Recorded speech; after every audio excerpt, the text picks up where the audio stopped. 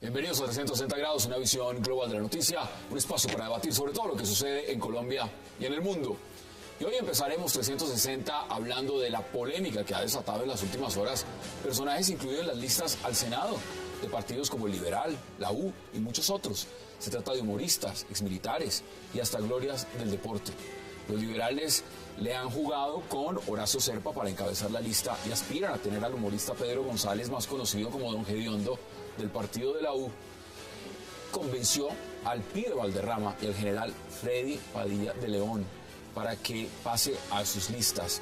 La gran pregunta es dónde quedó la llamada renovación política colombiana.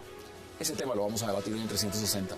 Pero también hablaremos de la contundente llegada del procurador Alejandro Ordóñez al tema Interbolsa, anticipándose a la Fiscalía, destituyendo e inhabilitando durante 12 años al superintendente financiero Gerardo Hernández por no actuar en el descalabro económico.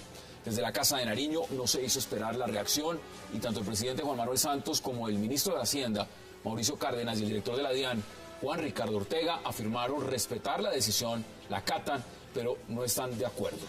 ¿A qué juega Ordóñez con esta jugada maestra en el caso Interbolsa? Tema hoy en 360. Y también hablaremos sobre ese 16º ciclo de las conversaciones de paz en La Habana, donde el tema ahora es el narcotráfico, que las FARC dicen es un problema internacional y no solo de Colombia. Iván Márquez señaló que el mundo debe diferenciar entre la hoja de coca y la cocaína, pues la primera tiene propiedades nutricionales y medicinales. ¿Qué pasará con este tema que crea tanta controversia en Colombia y en el mundo? Debate hoy en 360 y no se muevan, que ya en segundos le damos la bienvenida a nuestros invitados.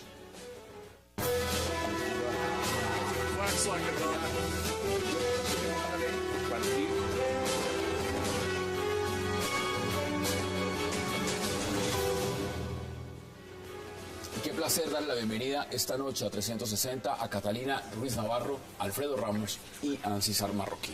Catalina, qué gusto, caballeros, qué placer y gracias por aceptar la invitación. Buenas noches, Hassan, y un saludo a todos los televidentes. ¿Cómo le parece a usted, Catalina, este tema de los políticos, el pibe Valderrama ahora al Senado por el partido de la U?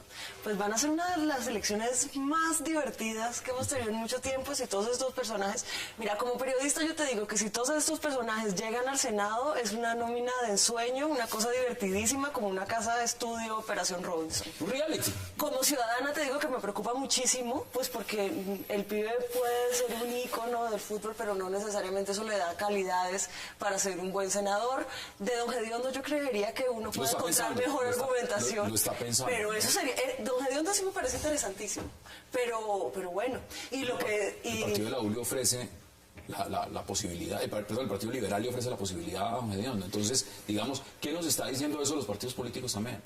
Pues el Partido Liberal lo que nos está diciendo con Serpa a la cabeza de lista es que se quedan igual que siempre y que no están haciendo cosas renovadoras ni liberales ni nada parecido, sino que estamos en las mismas ideas de los 90s.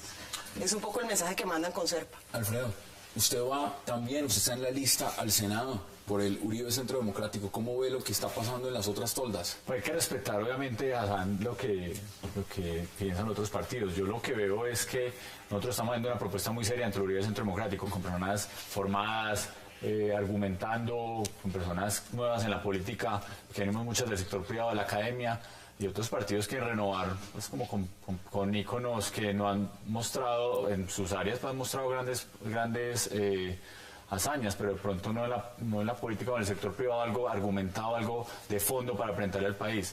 Yo creo que quieren ganarse un voto incauto, pero yo creo que la ciudadanía cada vez es más inteligente y la ciudadanía no va a permitir como que payasos de circo pues terminen llegando al Congreso. La gente es más seria. Yo creo que este proceso ya se vio en los 90, mucho personas de la televisión, deportistas, etcétera, que quisieron meter a la política, pero fracasaron constantemente. La gente ya cada vez es más sensata en el voto y esperamos que esa renovación se dé a través del Uribe Centro Democrático. A ver, ¿usted cómo lo ve, César?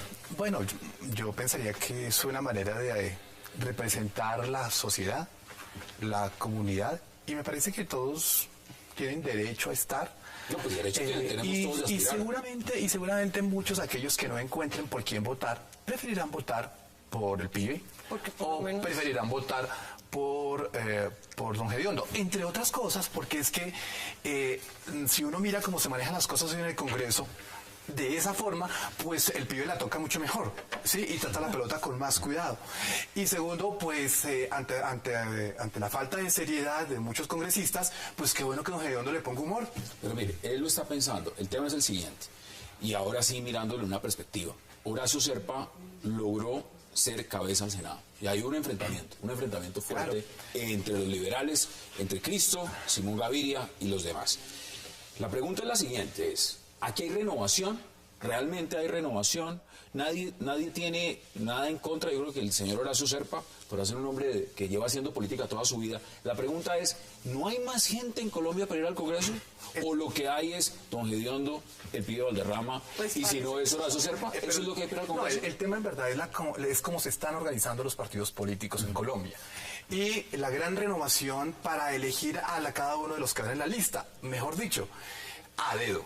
Eso en el país nunca se había visto. ¿Cómo le parece? Estamos en una nueva forma de ver que 4 personas en este país son los que deciden quiénes son los 100 senadores, quiénes son los 100 en el otro partido, quiénes son los otros 100 en el otro partido, porque le parece. Porque no hay un sistema, porque no hay una organización política, porque no hay una estructura de los partidos políticos en donde esas instancias, esa formación de cuadros sean quienes de una manera democrática o a través de determinados procedimientos se nombren quién va a ser primero. Entonces lo que nos dicen es que van a hacer la gran renovación, el resurgir, el renacer del Partido ¿Dónde Liberal. está la renovación? Eso es Una una de cara las joven del cosas que Congreso. se estaban pidiendo con la campaña de transparencia era que los partidos políticos nos dijeran cómo es que eligen a sus listas y nos dijeran a los ciudadanos cómo es el procedimiento Catalina, para elegir así, a las a dedo, personas. así es. O dígame cuál partido de los que hay hoy no lo han elegido así. Pero Usted mira que... nos incluye a Uribe Centro Democrático. Ah, no, pero pero por ¿qué supuesto. sea? De pronto esa sea la Nosotros somos un excepción. nuevo partido que no ¿Cómo tenemos... hicieron ustedes cómo escuogieron a ustedes a su lista? ¿Cómo fue el procedimiento de Uribe Hubo Centro un Democrático? comité político que se reunió durante mucho tiempo, se evaluaron muchas cosas, se evaluó que hubiera mucha participación de las mujeres, que hubiera participación de los jóvenes, que hubiera participación de las diferentes regiones del país. Creo que es una combinación que infortunadamente por ahora, como no somos un movimiento político existente, era muy difícil crear directorios o municipales o regionales, etcétera, que nos pudieran ayudar Y al interior a enfocar del eso. partido, ¿quién tomó las decisiones concretamente? Uribe. El comité político, yo creo que Pero obviamente... ¿y quién era el comité? fueron muchas personas, se Yo vivieron muchos yo debates. escuché a Catalina que habían 3 criterios. Ajá. Dentro de esos criterios, uno era ser fiel a los ideales de Uribe, segundo, Sí. ser fiel a Uribe, y tercero, acompañar y respetar a Es Uribe. que había un ¿Y cuáles- formulario que estaban cuáles- rotando para inscribirse al partido, ¿Y ¿no? cuáles serían, por ejemplo, entonces en este caso para estar en el Partido Liberal o en el Partido Conservador? En el Partido Liberal, ¿cuáles serían, por ejemplo, esos pilares? ¿Pertenecer a la era Serpa? ¿A la era Samper? Pues, al ¿No? parecer. ¿O reencauchar una generación anterior? ¿O hablemos del Partido Conservador? ¿Estar en la generación de Gerlain? ¿O en el Partido de la U? ¿Ser humorista, ser futbolista? ¿O pertenecer a la generación de Aurelio Irragorri que de pronto encabeza? Bueno, pues parece ser que Gerlain podría encabezar la lista del Por Partido eso se lo digo, Conservador. por eso se lo digo. Entonces, pues sí, Esa pues, es la que renovación, esa es la se renovación. encuentran generacionalmente, ¿no? El Partido Liberal, el Partido Conservador. Si suma usted son 40, por ahí 35, 37 y casi 100 años en el Mira, Congreso. en verdad, mire, a mí me parece, en este tema es que en verdad el doctor Serpa me parece que ha tenido las mayores dignidades en este país. Ha sido procurador, ha sido embajador, Ha sido gobernador, ha sido ministro. gobernador y ministro. Yo pensaría que me parece que el país en verdad sí le debe agradecer, pero eso que ya le debería dar el paso a otro, sí, en verdad me parece que... Y yo te digo una cosa, como votante, bueno, joven, de pronto no tan joven, yo estoy cero interesada en votar por Horacio Serpa. O sea, a mí como una nueva generación de votantes que en los 90 no estaba votando, tengo cero interés por la lista que está apareciendo en el Partido Liberal. Estoy más interesada por el pibe, de hecho, que en últimas le ha mostrado más resultados a los colombianos que la mitad de Pero los mire, senadores. sin que revelemos su edad. Y porque le va a eso no- ganar en hacer sin- goles a los senadores. Sin que revelemos su edad, porque eso no se trata. Pero ahorita hablábamos un tema interesante. Y esto no es... No, pero podemos decir bueno, edad. bueno. Tengo 31 años, eso no hay exacto. problema. Eso no es como para debatirlo ampliamente, pero digamos, las nuevas generaciones, cuando se habla de nuevas generaciones, es gente que está en qué promedio de edad hoy en día. vamos a decir, para tener un estándar de los millennials para abajo, y los millennials somos los que nacimos de 1982 en adelante. Listo, del 82 para adelante. Es decir, Horacio Serpa, Ernesto Samper, gobierno del 94 al 98. Sí. No les tocó. Esa generación tenía ¿cuántos años? Tenía 10 años, 12 años. Yo tendría 12 años, adolescente, 12 años. joven adolescente. ¿Sí tiene conciencia, por ejemplo, alguien a los 12 años de que era el proceso 8000? Sí, o sea, pues por supuesto que yo ahora tengo clarísimo que era el proceso 8000, pero lo que yo recuerdo de esa época era una gran influencia del narcotráfico y de corrupción y un escándalo inmenso de Carteles corrupción. de la droga financiando el partido que ganó las elecciones. Y que claramente se asociaba, a todo este escándalo Horacio Serpa y Ernesto. ¿Queremos esos políticos de nuevo en el Congreso o usted querría esos políticos de nuevo en el Congreso? Pero o de nuevo Es que yo soy un ciudadano común y corriente.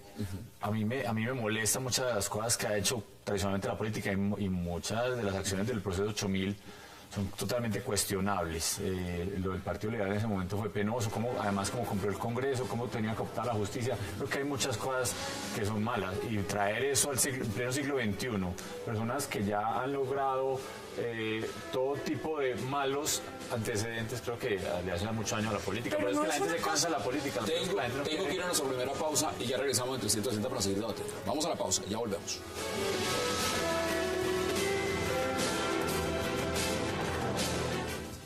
Lo natural te nutre más. Toma leche colombiana, una campaña del Fondo Nacional del Ganado, Fedegan.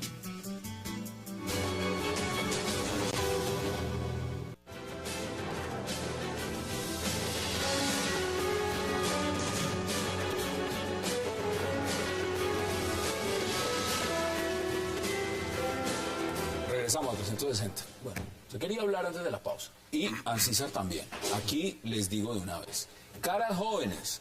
No se trata de que sean jóvenes. Me refiero es renovación de ideas, renovación de propuestas, renovación de algo que signifique nuevas banderas. ¿Hay eso o estamos en lo mismo?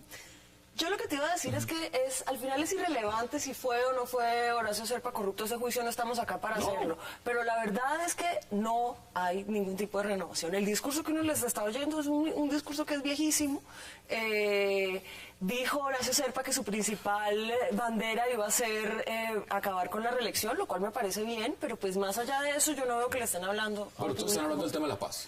Bueno, pero eso es lo que vamos a estar hablando en los próximos 4 años definitivamente. Sí. Ancísar. Bueno, mire, yo pensaría sobre el tema dos maneras de verlo. El primero es que en un conversatorio que teníamos esta tarde con unos profesores, planteaban la idea es que simplemente el doctor Horacio Serpa lo que quiere abrirles el camino a su hijo, que es concejal de Bogotá hoy, para que quede con una infraestructura para el Senado en las próximas elecciones. Sí. Pero lo puede lanzar por Santander. Quiere decir que, pero en la Cámara, pero él quiere que vaya al Senado. Entonces lo que quiere decir es que en verdad estamos al paso de una renovación, pero para seguir con los delfines, nada en particular. Que es como la única renovación que se puede ver, que los hijos de los grandes caciques vayan al Congreso. Pues desde ya, todos los hijos de políticos están en el Congreso. Y segundo, en verdad, es que nos parece muy extraño en este conversatorio que hay un criterio unificado como los partidos, en el Partido Conservador, el doctor Gerlain, un prestigioso, un hombre, un conocedor, muy experimentado, el doctor Serpa, obviamente con toda la causa de Santander, que seguramente irá a votar por él. Pues Ragorri con toda la cauca. Pero entonces intentábamos explicar esta tarde en el conversatorio que seguramente eso hace parte de un estudio y de una estrategia. Bueno. Y el estudio y la estrategia es que parece ser que en estas elecciones al Congreso y en especial al Senado, ese público que decía Catalina, el público joven no se va a manifestar ni se va a manifestar la opinión pública. A ver, las últimas encuestas nos hablan de lo siguiente, nos hablan de un alto número en voto en blanco y voto indeciso. Ahí hay un gran número. Se me olvidaba un nombre. Antanas Mocus también dice que quiere ir al Senado. Bueno, vuelvo y les digo, un hombre muy capaz, un hombre que ha hecho grandes cosas en la política, pero también ¿pueden venir nuevas generaciones o necesitamos más de lo mismo? Y empecemos a concluir.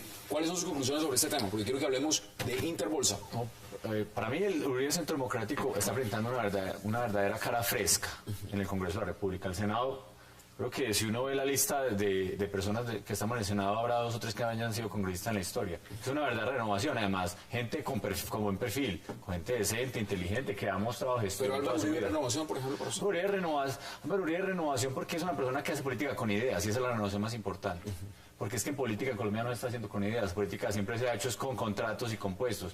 Uribe está mostrando 5 pilares y eso es lo que vamos a defender. Eso es una gran renovación. Y lo que pasa es que Uribe lo que está mostrando adicionalmente es liderazgo para renovar realmente la política. ¿Cuáles son sus conclusiones? Bueno, ante eso lo primero es que Uribe no está haciendo política con ideas, sino con miedo, y que renovación no es lo mismo que tener personas que nunca... No es lo mismo tener primíparos que tener personas frescas. Porque una persona con ideas frescas es alguien que va a abordar ese tipo de cosas desde un punto de vista diferente, más enfrentados al posconflicto. Eso es muy importante, pero eso no es lo mismo que alguien que está llegando por primera vez al Senado a rumiar unas ideas que estuvo diciendo Uribe durante 8 años porque no se van a salir del libro. ¿Qué dice usted? Bueno, muy simple, que entonces yo pensaría que en el caso del Partido Liberal, que es lo que nos ocupa y lo que dice el doctor Ramos, el futuro senador Ramos, es que ya le digo futuro senador. El presidente del Partido Liberal dijo que la presencia de Horacio Serpa es ese aire fresco que necesita la política en Colombia. Y segundo, digo que Guerra Tulena es la cara fresca del liberalismo en Sucre. Tiene 80 años. Y segundo, pues eso pensaría yo que es coherente con el eslogan del futuro parlamentario Serpa, porque parece que el eslogan es lo que importa es el país. Y me parece que eso son... Señores, quería abrir con ese tema porque es una panorámica de lo que está pasando en los partidos. Pero acá hay otro tema que me parece muy interesante y es lo que está pasando con el procurador. El tema Interbolsa es solo un pie de lo que está ocurriendo. Y la destitución, por supuesto, del superfinanciero, señor Hernández, lo que nos pone en contexto es de lo siguiente. Aquí avanzan más las investigaciones de la Procuraduría y de la Contraloría que la propia Fiscalía. Veamos las declaraciones del procurador sobre ese tema. En consecuencia, se declara disciplinariamente responsable al señor Superintendente Financiero de Colombia, Gerardo Alfredo Hernández Correa, al señor Superintendente Delegado para Supervisión de Riesgo de Mercado e Integridad, Diego Mauricio Herrera Falla, y a la señora Superintendente Delegada Adjunta para la Supervisión de Riesgos y Conductas de Mercado, Rosita Esther Barrios Figueroa, y por ello se les impone sanción de destitución e inhabilidad general por el término de 12 años. Estas son las declaraciones y le quiero dar la bienvenida también a Rafael Guarín. Rafael, bienvenido.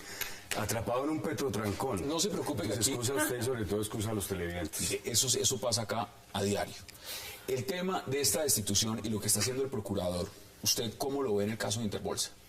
Me parece que es la primera vez que se toma una decisión por parte de un organismo de control frente a las superintendencias. Y es que aquí tenemos un problema muy delicado. Las superintendencias tienen labores y funciones de vigilancia y control en temas esenciales para el Estado, en el marco de un Estado intervencionista. Pero resulta que tradicionalmente las superintendencias han sido capturadas por intereses políticos o intereses económicos. Por eso me parece muy relevante que en este caso se tome una decisión rigurosa como la de destituir al superintendente financiero. Y mire, y lo digo sin ningún tipo de afán político. Por ejemplo, me parecería interesante también que se investigara la superintendencia de salud en el caso del gobierno del presidente Uribe y el inicio del gobierno del presidente Santos, porque tienen responsabilidad, tienen omisión en su actividad de control frente a lo que ha sido el desastre de las EPS y el manejo de los recursos públicos de la salud. ¿Sabe por qué se lo pregunto? Porque inmediatamente se dio esta decisión de la Procuraduría. El presidente, Juan Manuel Santos, el ministro de Hacienda y el director también de la DIAN dieron sus declaraciones y veamos justamente cuáles fueron esas declaraciones. La decisión que tomó la Procuraduría en contra del superintendente financiero a raíz de lo que ha venido sucediendo con Interbolsa. Por supuesto que el gobierno acata esa decisión del procurador, pero en este caso no la compartimos. El doctor Gerardo Hernández es una persona totalmente transparente, totalmente dedicada a su trabajo, tal vez la persona mejor capacitada del país para hacer lo que está haciendo. Y lo ha hecho bien. Y en el caso de Interbolsa, creemos nosotros que lo ha hecho también correctamente. No se precipitó a tomar decisiones, hay que conocer, como lo conoce él, el sector financiero, cómo opera. Muchas veces decisiones precipitadas generan costos mucho más altos. Y haciendo una revisión de la actuación de la superintendencia en este caso, creemos que actuó correctamente. Eso dice, señor presidente Cataluña, las alarmas en el caso Interbolsa empezaron a prenderse un año antes, 6 meses antes de que la comisionista no pudiera pagar 20.000 millones de pesos al BBVA, que fue cuando entró la superfinanciera. Ya hace 6 meses se sabía de la manipulación de la acción de Fabricato, de los repos de Fabricato en todas las comisionistas del país. La pregunta es, ¿por qué siguen diciendo que el señor estaba haciendo bien su trabajo cuando no estaba haciendo bien su trabajo? Pero más que eso, acá hay un pulso, y un pulso muy interesante que les quiero preguntar, porque resulta que el procurador y el presidente están enfrascados ahora en el tema de ley de garantías. ¿Usted cómo ve lo que está pasando con todo esto? El procurador y el presidente y el procurador y el fiscal. Bueno, yo por supuesto que no, o sea, digamos que el argumento es que hay un buen trabajo técnico que se hizo muy temprano, que se hizo muy tarde. Yo no puedo decirte cuál de las dos es, pero lo que sí te puedo decir es que hay una clara tensión de poderes entre el procurador, que es el hombre más poderoso de Colombia, lo estamos diciendo hace bastantes años, y el presidente, que le dio todo ese poder, porque gracias al presidente tenemos la reelección del procurador. Y esto es simplemente hacerle resistencia, hacerle fieros, al punto que Santos lo que tiene que decir es acato pero no lo acepto. Entonces él no tiene más remedio. Y con este mismo poder puede hacer el procurador cualquier cosa. Es un mensaje que se manda clarísimo. Es un mensaje al fiscal también. ¿Qué nos está diciendo la Fiscalía? En la Fiscalía Interbolsa está en audiencias, en investigaciones y los efectos. La Procuraduría ya empezó diciendo, a ver, aquí se perdieron 340.000 millones de tanto, vamos de una vez buscando los responsables y vamos de una vez sancionando. Yo creo que la justicia necesita, hoy en Colombia más que nunca, celeridad en todas sus actuaciones. Colombia se ha vuelto un país donde se va persiguiendo al que, si es enemigo, hágale. En 3 días está la orden de captura, si no, ahí la vamos dejando y suceden años y años sin moverse los casos. Yo creo que aquí lo que hay que buscar, obviamente, es mucho mayor independencia de todos los organismos de control. Sin duda, el procurador ha demostrado absoluta independencia en todo sentido. No se ha dejado manipular del gobierno nacional. Creo que esos son pantalones bien puestos los que tiene el Procurador General de la Nación. Y eso es una demostración clara de lo que sucedió hoy. Creo que la Fiscalía se ha vuelto más, en muchos casos... Pero no es un tinte político también descabezar a esta figura, porque sale inmediatamente el ministro de Hacienda, sale el director de la DIAN y sale el gobierno a decir que no están de acuerdo con la decisión, Ancisa. Sí, seguramente pueden no estar de acuerdo, pero en verdad eso no sirve de mucho. Seguramente el señor superintendente tendrá sus recursos legales para omitirlo, pero pueden decir lo que quieran, hasta se pueden rasgar los vestidores, pero eso no sirve. Y en verdad porque es que este hasta ahora es el primer eslabón de la cadena, que es lo que tiene que ver con la operación Fabricato. Hace falta mucho, ese es el primero. Pero me parece que lo interesante y lo importante de este suceso... Hace un año estamos con el tema Interbolsa. Los señores de Interbolsa que desaparecieron, los que se perdió esa plata, que no están en ningún lado, en este momento, hoy, están en la calle. Claro. Hoy están en la calle. Por eso. La gran pregunta es, ¿qué está haciendo la Fiscalía entonces en el caso de Interbolsa? Porque usted se roba un caldo de gallina y le garantizo que el señor va inmediatamente a la modelo. Los señores de Interbolsa están en la calle hoy. Pero antes de eso es que, mire, eso es un mensaje para los funcionarios. Es que nos hemos acostumbrado a que los funcionarios se hacen los de la vista gorda. Tienen una omisión y cada vez que tienen una omisión sin culpa, sin querer, causan los descalabros más grandes para el país. Y segundo, es lo que aquí en este mismo escenario hemos discutido varias veces, es esa puerta maléfica en donde pasan los funcionarios o pasaron los funcionarios de Interbolsa a la superintendencia. O sea, quienes hacían las tareas de los portafolios se iban luego a controlarse a la superintendencia y de la superintendencia pasaba a Interbolsa a armar y estructurar los programas financieros. Tengo que ir a una pausa y le doy la palabra a Rafael Guarín para que intervenga. Vamos a la pausa en 360 y ya regresamos.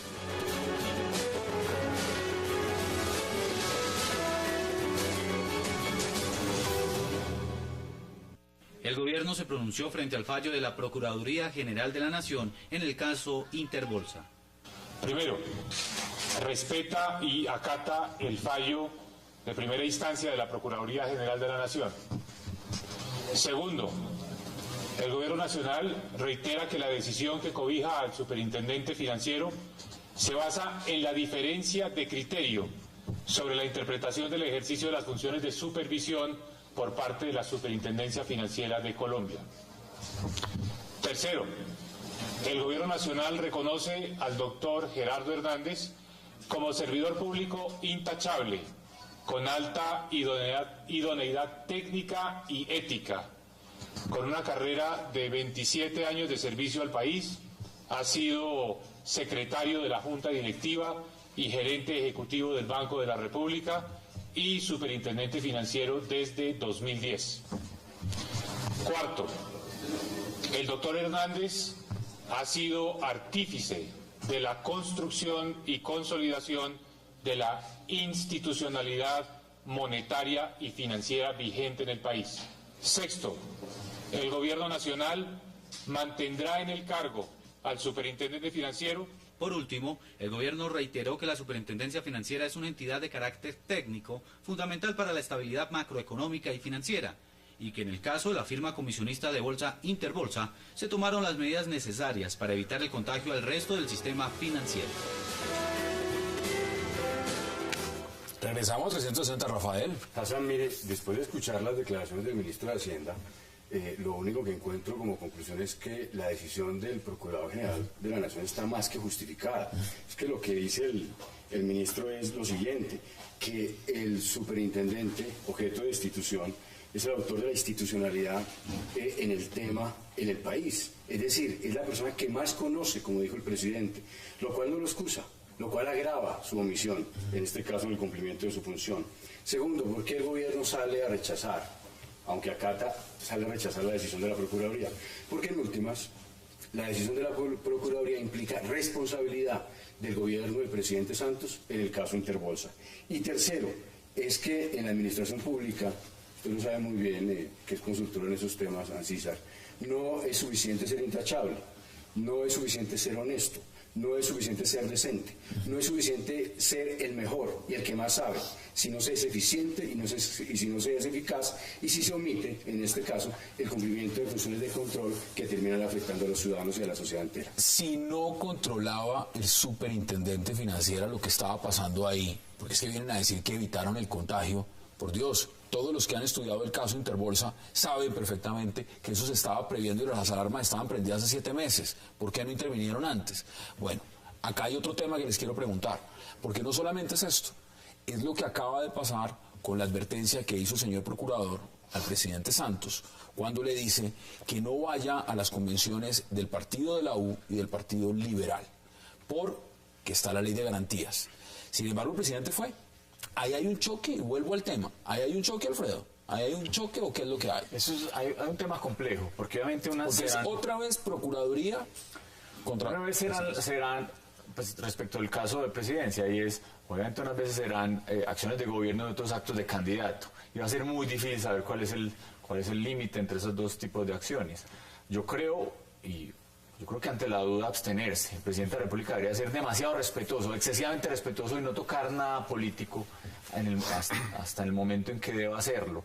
Porque yo creo que... Bueno, él dice que fue como miembro del partido, miembro de su partido, no como candidato ni como presidente. ¿Y cómo va a ir al Partido Liberal? ¿Como miembro de qué partido? O sea, pues hay que mirar con mucho detalle. Yo considero, es muy importante verlo aquí, que uno debe, repito, ante cualquier opción de la ley que le permita a uno salirse mejor evitar ese tipo de inconvenientes, porque hay que generar no solo transparencia, sino no parecer transparente, hay que serlo realmente. Yo creo que esto es un tema de decisiones y el presidente debería tenerse de salir en cualquier tipo de acto público que pueda ser considerado político. Ahora, vamos por partes, Catalina, porque tenemos que empezar a redondear este tema. Sí.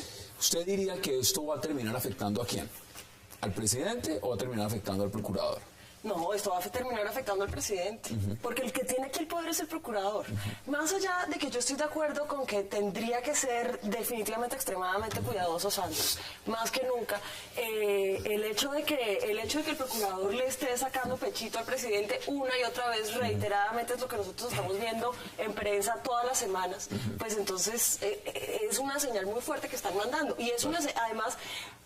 Yo creo que Santos se está lamentando tremendamente de haber dejado al procurador en ese cargo porque no hace sino torpedarle. Usted no es muy fanática del procurador. No soy muy fanática, soy convencida detractora de que tenga tanto poder y que maneje su cargo como lo maneja. Sí. Rafael, déme sus conclusiones porque quiero que hablemos también de lo que está pasando en La Habana. Lo que tú denominas sacar pecho es ejercer la función. Es hacer lo que no hizo el superintendente financiero. El procurador, y hablo desde el punto de vista institucional, para apartar el tema de quién está al frente de la institución. Desde el punto de vista institucional, qué bueno que haya una procuraduría que ejerza la vigilancia y el control con eficacia y con rigurosidad. Y pero tiene que tiene que tener cuidado, ¿no es cierto?, al hacerlo precisamente para evitar argumentos orientados a legitimar su acción con el tema de que está persiguiendo al presidente. ¿Qué ha dicho el procurador? No pueden utilizar los bienes públicos. Lo dice la Corte Constitucional cuando revisa la ley de garantías. Y segundo, en última, lo que está haciendo el procurador acá es garantizando el derecho a la oposición, que es un derecho fundamental derivado del derecho a la participación política. Y tal vez la ley de garantías en ese sentido es el mayor avance que hemos tenido. ¿Usted cree que no debió entonces ir a la Convención de la U? En ese punto me parece que va a ser muy controvertido, porque el artículo 9 de la Ley de Garantía señala que el presidente candidato puede acudir a los mecanismos de selección de los candidatos, en este caso la Convención Liberal y la Convención del Partido de la U. Demos sus conclusiones brevemente, porque nos vamos al otro tema. La conclusión es que, en verdad, el papel hoy del procurador debe ser un papel, en verdad, de moral, o cual es mejor estilo de Nietzsche de moralina. Pero me parece que no se le debe ir la mano, o si no, va a dañar el proceso. Porque también leo que no puede usar el Twitter prácticamente. No, es que tiene que hacer campaña y tiene que hacer campaña además por un partido o por unos partidos o por una coalición. Entonces, si no tiene el gobierno, no lo puede hacer. O sea, si es personal, lo puede utilizar. El tema es sencillo. El tema es que si uno toma a rajatabla lo que dice el procurador, entonces será el candidato presidente sin partido y sin política. Y eso no puede ser. Hasta el 25 de enero, que empieza ya la campaña. Y sería otra cosa. Vamos ahora a cambiar de tema.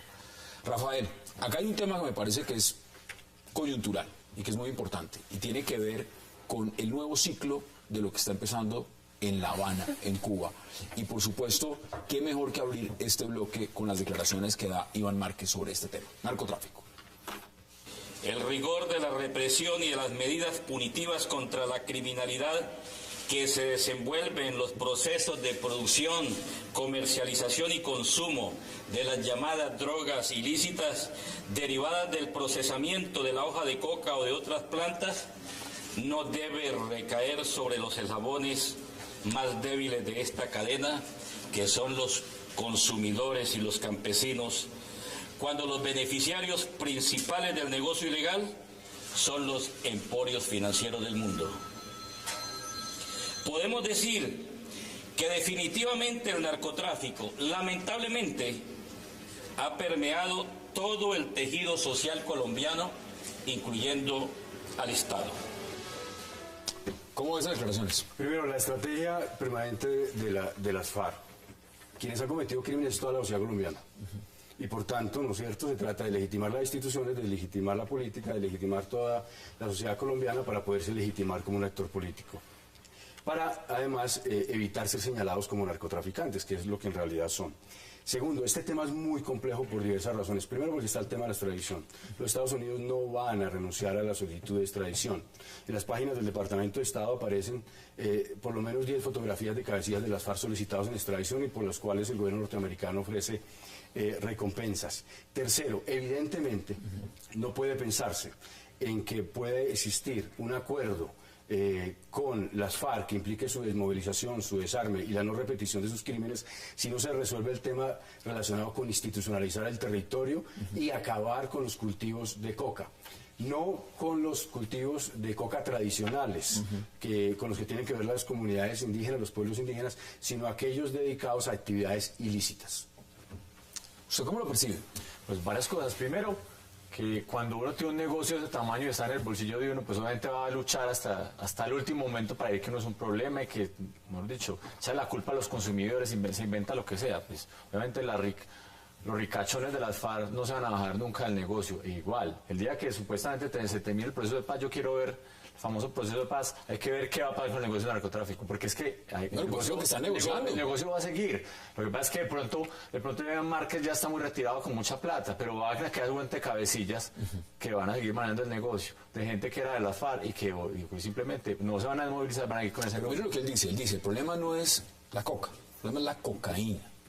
Y en ese debate yo se los pregunto, ¿es verdad o no es verdad? No, lo que está diciendo es que porque lo diga él y porque lo diga la guerrilla, eso no quita que no sea verdad, eso es una ad hominem. Que él no tenga credibilidad no quiere decir que sea totalmente cierto que lo menos preocupante en todos estos eslabones del narcotráfico son los campesinos y los consumidores que están en los extremos de la cadena. Es totalmente cierto y además es una etapa que viene muy importante porque lo que se va a discutir ahora son las condiciones materiales del conflicto. Y si nosotros tenemos resuelto pues lo que alimenta el conflicto materialmente, pues estamos al otro lado de pero es que no se va a acabar el narcotráfico por el hecho de la movilización de los grupos. Pero si deja de ser la mayor fuente de ingresos de la guerrilla, pues tenemos un cambio real en la situación. Claro, ¿y qué va a pasar con las platas que tiene hoy las FARC? Porque eso no está en la agenda. En la agenda hay sustitución de cultivos, programas sociales, participación de las comunidades, programas, etcétera. Pero el reglón de las platas que tienen, de las platas que están lavando, de las platas que tienen en el exterior, no está. Eso no aparece en la agenda. Bueno, a mí me parece que los temas que se plantean para discutir son los temas que van desde el cultivo hasta la comercialización. Y me parece que esos son los temas y que el solo mencionarlos en agenda, el abordarlos y que en este panel o en todos los paneles o en todas las universidades de este país o en todas las familias de este país se discutan esos temas es empezar a desatanizar el negocio. Desde luego. ¿Usted cree que es un tema tabú? ¿O es yo creo que es un tema tabú. Yo creo que es un tema tabú del negocio.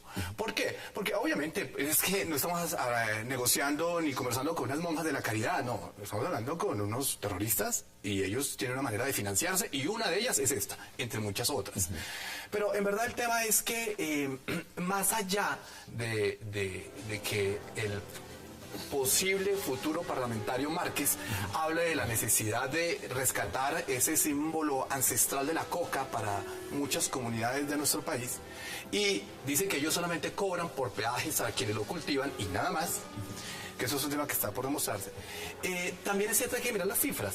El ex viceministro de Defensa del gobierno Santos nos podría decir cuánto se ha reducido el cultivo de coca en el país.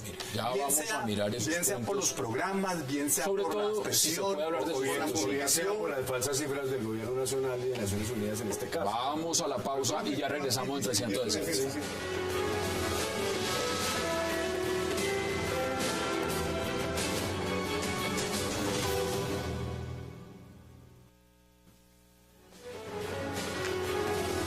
Regresamos a 360. Rafael, tiene la palabra. Oiga, César, ¿usted qué hace mirando las fotos de Soho aquí de Catalina? Dejen por favor de matonear. Eso es matoneo. Entrando al tema, o sea, mire, el tema del narcotráfico y la relación con FARC es va mucho más allá del crimen del narcotráfico, del crimen transnacional. ¿Por qué? Porque el narcotráfico se ha convertido para la FARC en un elemento de control social. En algunas zonas donde el Estado no hace presencia. Y a través del control social, control del territorio. Por eso decía que sea cuando sea, y en el marco del proceso que sea, se llegue a un acuerdo que implique la desmovilización y el desarme de esta organización criminal, se requiere pensar de qué manera la disolución de la organización criminal se traduce también en institucionalizar esas poblaciones y en construir instituciones que nos permitan garantizar legitimidad democrática y Estado de Derecho. Cuando se recorre el país y se va a esas zonas, se da uno cuenta que muchos de los campesinos son campesinos colonos, son campesinos que por generaciones han vivido en esas zonas y el Estado no está presente. No para excusar el cultivo de la coca, pero sí para encontrar, ¿no es cierto?, una explicación que nos permita enfrentar adecuadamente ese problema. Sí se puede eso realmente reemplazar, porque uno de los temas de fondo es, bueno, vamos a erradicar, vamos a cambiar, vamos a sustituir. Claramente lo que dice, no solo lo dice Iván Márquez, lo dicen muchos expertos. El tema de fondo es cómo sustituimos esto por otra cosa que sea realmente viable. Primero es clarísimo que erradicar es caro, no funciona y que afecta a las poblaciones a las que les echan veneno encima, pues. Lo segundo es que en los foros que se han hecho para llevar propuestas a La Habana, una de las cosas que más reiteradamente dicen los campesinos es que uno de los problemas que tienen es que no tienen cómo sacar las cosechas de no hay infraestructura. No hay infraestructura porque no hay un Estado que les dé la infraestructura. Esa es una de las cosas que tienen que pasar para que eso se pueda reemplazar y para que se pueda hacer una transición que es efectiva. Y bueno, con esta negociación hay otra cosa que es interesante y es que si las FARC quieren la paz, tienen que, y de verdad están en esa mesa porque quieren la paz, tienen que llegarse a una negociación en donde dejen de usar el narcotráfico. O sea, eso es, a mí me parece que eso es clarísimo. Y lo segundo es que tienen que contarnos detalles de cómo hacen el negocio. Si llegan a un acuerdo como ese. Ahí están las cifras. No sé si serán reales, Rafael, no sé si ustedes las conocen, pero hablar de 3.500 millones de dólares anuales, tema narcotráfico, eso es un dineral. Es que el tema es muy complejo. Una cosa es la erradicación, que es manual, otra cosa es la aspersión. La aspersión se financia con recursos norteamericanos casi en su integridad. Ha sido muy difícil, y lo digo por la experiencia propia, coordinar una sola agenda de aspersión con la erradicación manual, pero además con el plan de guerra y con el plan operativo de la Policía Nacional. En efecto, eso tiene un límite, tiene un tope. En el año 2008 se llegaron a erradicar alrededor de 96.000 hectáreas de coca. Hace 2 años se decía que teníamos 60.000. El último informe de Naciones Unidas señalaba que hubo una reducción de 24.000, pero yo no le creo ese informe. Con la pena de los señores de Naciones Unidas, y voy a dar el argumento. Porque si usted recoge los datos del Ministerio de Defensa, la erradicación manual, que es la que más efecto tiene, se redujo en 2 años en 21.000 hectáreas. ¿Cómo explica usted que reduciendo erradicación manual, desmontando la política de consolidación, debilitando la política de sustitución de cultivos, entonces baja el 24% los cultivos? Es mentira, pero déjeme una última cosa.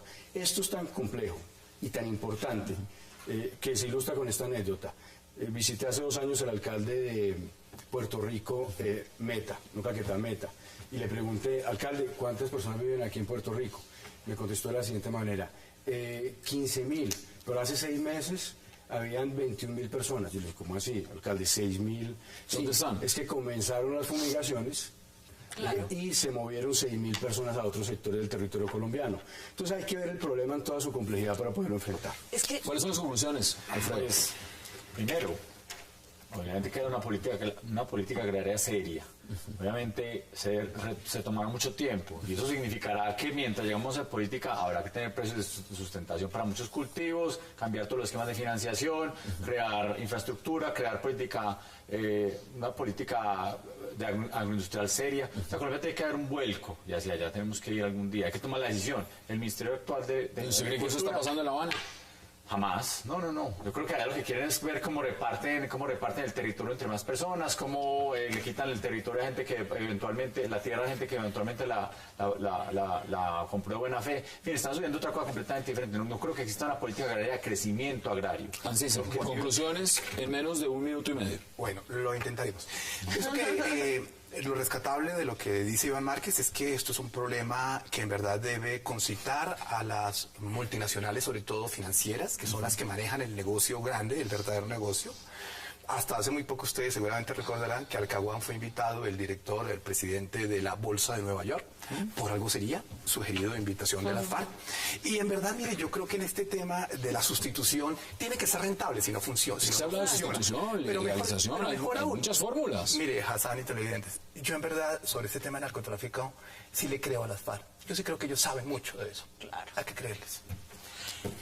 Para eso. Bueno, hay que creerles, dice así, hay que creerles. Es que ellos sí saben. Yo había dicho, hay que creer a las FARC, el futuro parlamentario es el criminal, asesino, narcotraficante, violador de niños, etcétera. No, pero que ellos no tengan credibilidad, uno puede separar su argumento de la persona. Bueno, no, me parece clave cuando se hace esta discusión que la pregunta no es cuántas matas hay, sino cuántos campesinos no tienen una mejor opción que recurrir a hacer cultivos de narcotráfico. Lo que uno tendría que pensar en erradicar es campesinos es esa situación para los campesinos y no un número de matas, porque eso se vuelve a sembrar y eso es muy sencillo. Una cosa muy puntual, mire, la solución del problema del narcotráfico no puede necesariamente pasar por las FARC como lo quieren vender. Lo que se necesita es que los candidatos presidenciales, comenzando por el presidente candidato, piense qué va a hacer para institucionalizar el territorio colombiano y enfrentarlo. Porque la realidad es que los partidos políticos y nuestros dirigentes, ninguno se ha puesto a pensar qué hacer con esa otra media Colombia. Es que la solución del narcotráfico es la legalización, independientemente de todo eso. O sea, es la única manera de solucionar el narcotráfico. En verdad no debemos perder la dimensión. Y es que el narcotráfico no lo va a solucionar Colombia solito. Ni con las FARC, ni sin las FARC. Esto es una cosa mucho más grande. Esto es una cosa verdaderamente... El narcotráfico es consecuencia de la falta de institucionalidad estatal en los territorios. Entonces no digamos que no lo vamos a solucionar. Necesitamos políticos y partidos competentes que lo hagan. Se nos acabó el tiempo. Rafael Guarín, un verdadero placer. César Marroquín, Catalina Ruiz Navarro y por supuesto Alfredo Ramos. Gracias por aceptar esta invitación. A ustedes gracias por acompañarnos. Nos vemos de nuevo mañana a la misma hora, 8 p.m. para seguir debatiendo toda la agenda política de Colombia y del mundo. Y repetición 11:30 de la noche. Hasta una próxima oportunidad.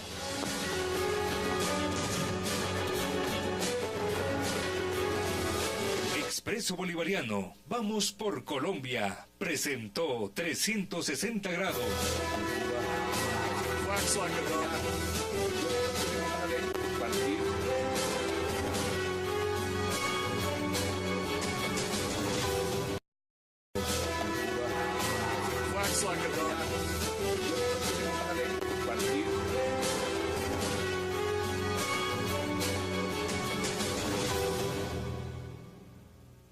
Bienvenidos a 360 grados, una visión global de la noticia, un espacio para debatir sobre todo lo que sucede en Colombia y en el mundo. Y hoy empezaremos 360 hablando de la polémica que ha desatado en las últimas horas personajes incluidos en las listas al Senado de partidos como el Liberal, la U y muchos otros. Se trata de humoristas, exmilitares y hasta glorias del deporte. Los liberales le han jugado con Horacio Serpa para encabezar la lista y aspiran a tener al humorista Pedro González, más conocido como Don Gediondo, del partido de la U. Convenció al pibe Valderrama y al general Freddy Padilla de León para que pase a sus listas. La gran pregunta es dónde quedó la llamada renovación política colombiana. Ese tema lo vamos a debatir hoy en 360. Pero también hablaremos de la contundente llegada del procurador Alejandro Ordóñez al tema Interbolsa, anticipándose a la Fiscalía, destituyendo e inhabilitando durante 12 años al superintendente financiero Gerardo Hernández por no actuar en el descalabro económico. Desde la Casa de Nariño no se hizo esperar la reacción y tanto el presidente Juan Manuel Santos como el ministro de Hacienda, Mauricio Cárdenas, y el director de la DIAN, Juan Ricardo Ortega, afirmaron respetar la decisión, la acatan, pero no están de acuerdo. ¿A qué juega Ordóñez con esta jugada maestra en el caso Interbolsa? Tema hoy en 360. Y también hablaremos sobre ese 16º ciclo de las conversaciones de paz en La Habana, donde el tema ahora es el narcotráfico. Que las FARC dicen... por Don Gediondo, entre otras cosas, porque es que si uno mira cómo se manejan las cosas en el Congreso, de esa forma, pues el pibe la toca mucho mejor, ¿sí? Y trata la pelota con más cuidado. Y segundo, pues ante la falta de seriedad de muchos congresistas, pues qué bueno que Don Gediondo le ponga humor. Pero mire, él lo está pensando. El tema es el siguiente. Y ahora sí, mirándole una perspectiva. Horacio Serpa logró ser cabeza al Senado. Y hay un enfrentamiento fuerte entre los liberales, entre Cristo, Simón Gaviria y los demás. La pregunta es la siguiente, ¿aquí hay renovación? ¿Realmente hay renovación? Nadie tiene nada en contra. Yo creo que el señor Horacio Serpa, por ser un hombre que lleva haciendo política toda su vida, la pregunta es, ¿no hay más gente en Colombia para ir al Congreso? ¿O lo que hay es Don Gediondo, el pibe Valderrama, y si no es Horacio Serpa, eso es lo que hay para el Congreso? No, el tema en verdad es cómo se están organizando los partidos políticos en Colombia. Y la gran renovación para elegir a cada uno de los que van en la lista, mejor dicho, a dedo. Eso en el país nunca se había visto. ¿Cómo le parece? Estamos en una nueva forma de ver que 4 personas en este país son los que deciden quiénes son los 100 senadores, quiénes son los 100 en el otro partido, quiénes son los otros 100 en el otro partido, porque le parece.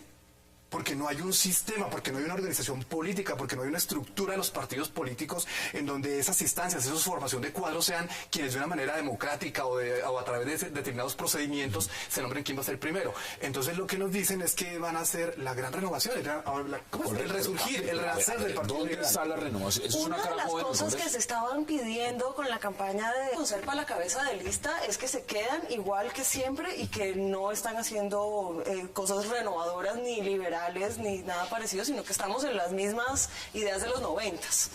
Es un poco el mensaje que mandan Conserva. Alfredo, usted está en la lista al Senado por el Uribe Centro Democrático. ¿Cómo ve lo que está pasando en las otras toldas? Pues hay que respetar, obviamente, Hassan, lo que piensan otros partidos. Yo lo que veo es que nosotros estamos haciendo una propuesta muy seria entre el Uribe Centro Democrático, con personas formadas, argumentando, con personas nuevas en la política, que tenemos muchas del sector privado, de la academia, y otros partidos que renovar, pues como con íconos que no han mostrado, en sus áreas pues han mostrado grandes hazañas, pero de pronto no en la política o en el sector privado algo argumentado, algo de fondo para presentarle al país. Yo creo que quieren ganarse un voto incauto, pero yo creo que la ciudadanía cada vez es más inteligente, la ciudadanía no va a permitir como que payasos de circo pues terminen llegando al Congreso. La gente es más seria. Yo creo que estos procesos ya se vio en los 90, mucho personas de la televisión, deportistas, etcétera, que se quisieron meter a la política, pero fracasaron constantemente. La gente ya cada vez es más sensata en el voto y esperamos que esa renovación se dé a través del Uribe Centro Democrático. A ver, ¿usted cómo lo ve, César? Bueno, yo pensaría que es una manera de representar la sociedad, la comunidad, y me parece que todos tienen derecho a estar.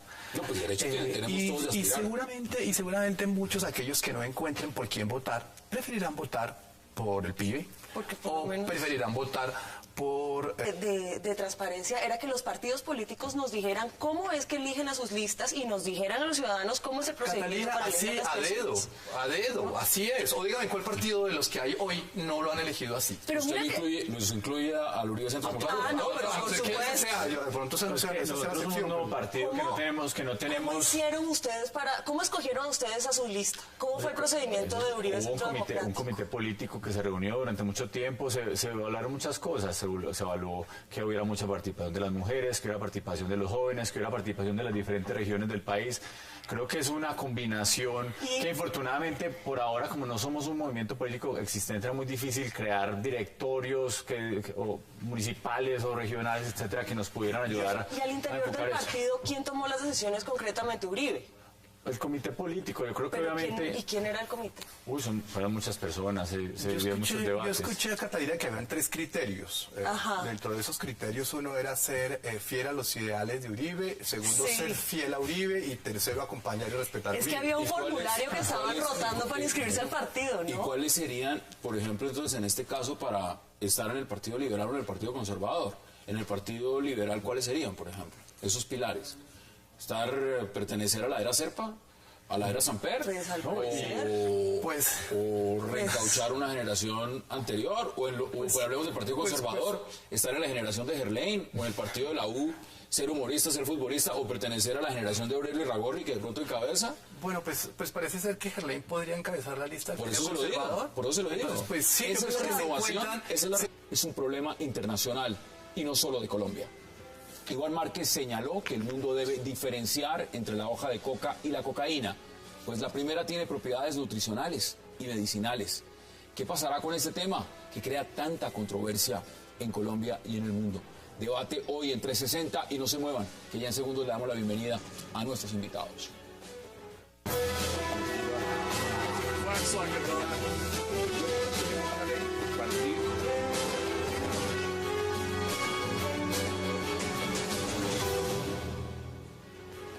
Qué placer darle la bienvenida esta noche a 360 a Catalina Ruiz Navarro, Alfredo Ramos y Ancísar Marroquín. Catalina, qué gusto, caballeros, qué placer y gracias por aceptar la invitación. Buenas noches, Hassan, y un saludo a todos los televidentes. ¿Cómo le parece a usted, Catalina, este tema de los políticos? El pibe Valderrama ahora al Senado por el partido de la U?